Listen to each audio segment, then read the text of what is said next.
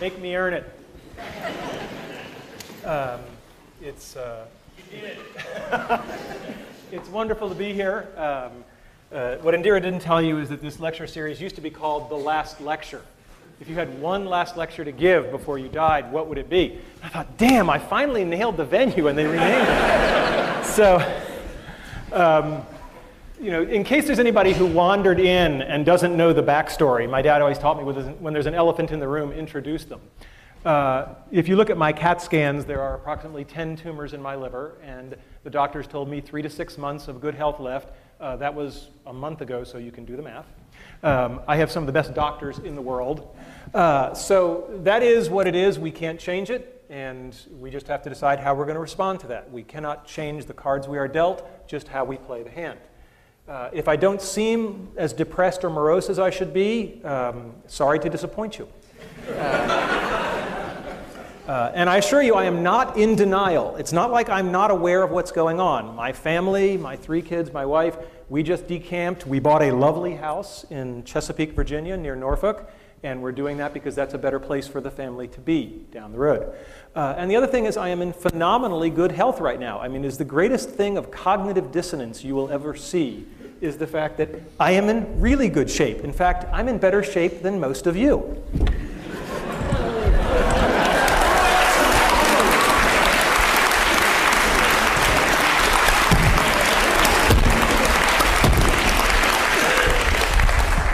So anybody who wants to cry or pity me can come down and do a few of those, and then you may pity me. All right, so what we're not talking about today, we're not talking about cancer, because I spent a lot of time talking about that, and I'm really not interested. If you have any herbal supplements or remedies, please stay away from me. And we're not going to talk about things that are even more important than achieving your childhood dreams. We're not going to talk about my wife, we're not talking about my kids, because I'm good, but I'm not good enough to talk about that without tearing up. So we're just going to take that off the table. That's much more important. And we're not going to talk about spirituality and religion, although I will tell you that I have experienced a deathbed conversion. I just bought a Macintosh.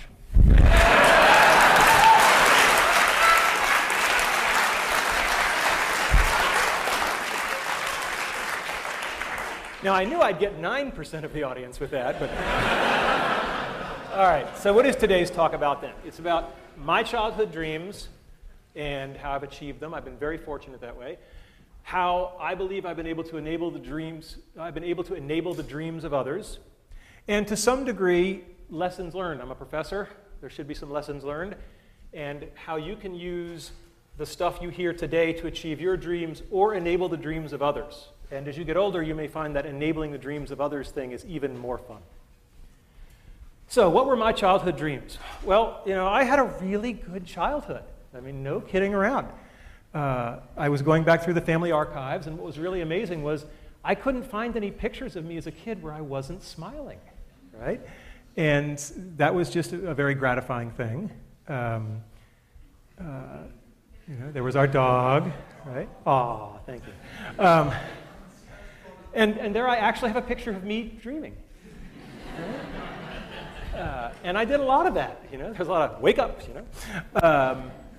And it was an easy time to dream. I was born in 1960, right?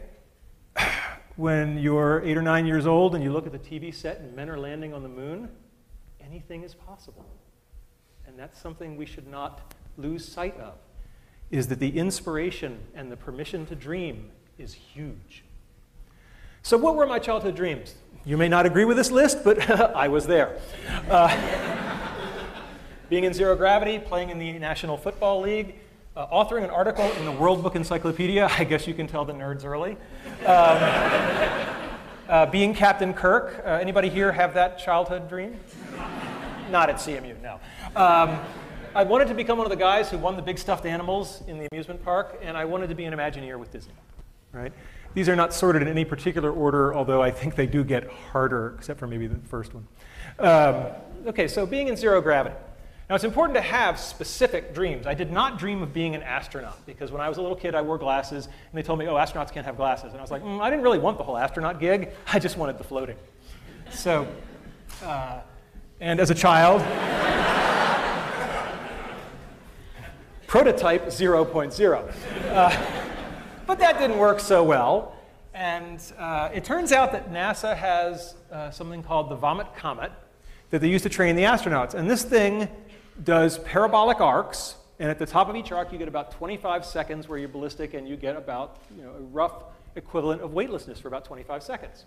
And there is a program where college students can submit proposals, and if they win the competition, they get to fly. And I thought that was really cool, and we had a team, and we put a team together, and they won, and they got to fly. And I was all excited because I was going to go with them. And then I hit the first brick wall, because they made it very clear that under no circumstances were faculty members allowed to fly with the teams. I know, I was heartbroken, right. I was like, but I worked so hard. And so I read the literature very carefully, and it turns out that NASA, it's part of their outreach and publicity program, and it turns out that the students were allowed to bring a local media journalist from their hometown.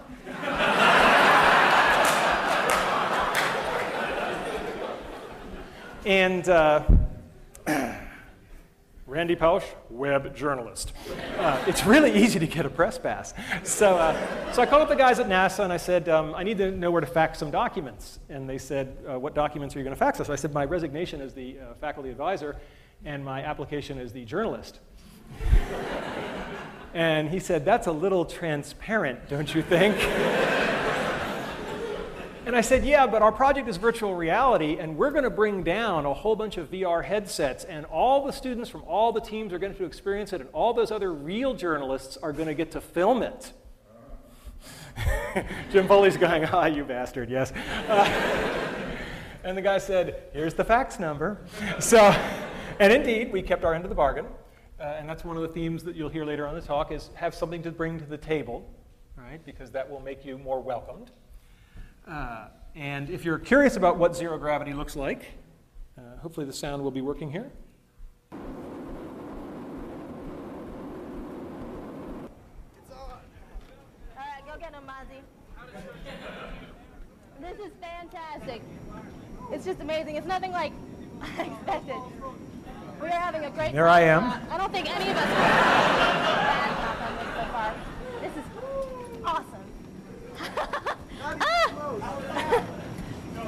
You got one, Mozzie. That's good.